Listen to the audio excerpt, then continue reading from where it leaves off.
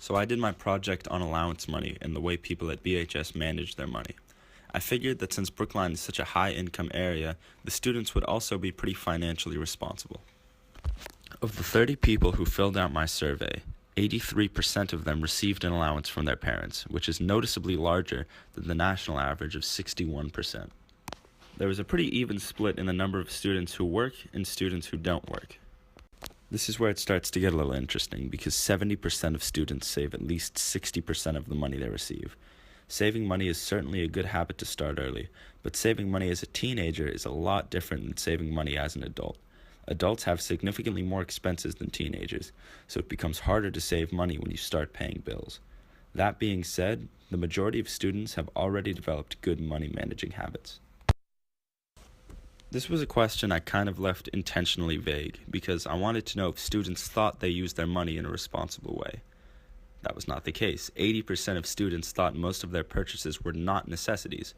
Only one person thought that they spent almost all their money on necessities. This graph shows that people regret most of their purchases. 70% of students regret at least 40% of their purchases. This is much higher than I expected. It seems that a lot of students believe that money they don't save is money wasted. I wasn't really surprised by this graph, as students feel much more attached to money they personally earned working. Allowance money is seen as more of a handout and isn't spent as responsibly. I was the most surprised at this graph. 70% of students had at least $1,000 of their personal money saved. 62% of Americans have less than $1,000 in their savings account.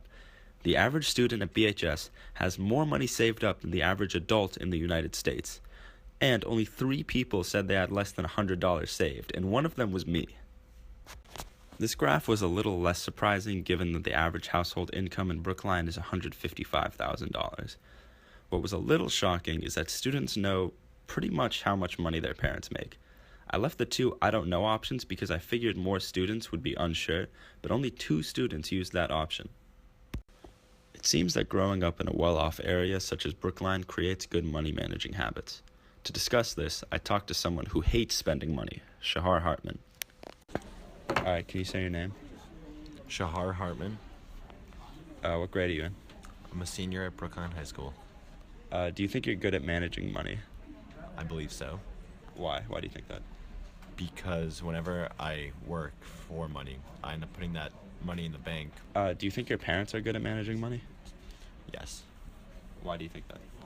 Because my mom works in academia, so it's always like based on grants, and she's had to work throughout her whole life managing the money in a grant, and she keeps that, she retains that aspect into our home. Have you ever discussed managing money with your parents? Yeah, we've talked about colleges, like what I'll do if I have to take student loans or to get a job to save up for college. A little bit, not a lot though. All in all, it appears that being financially responsible is something you learn growing up in Brookline.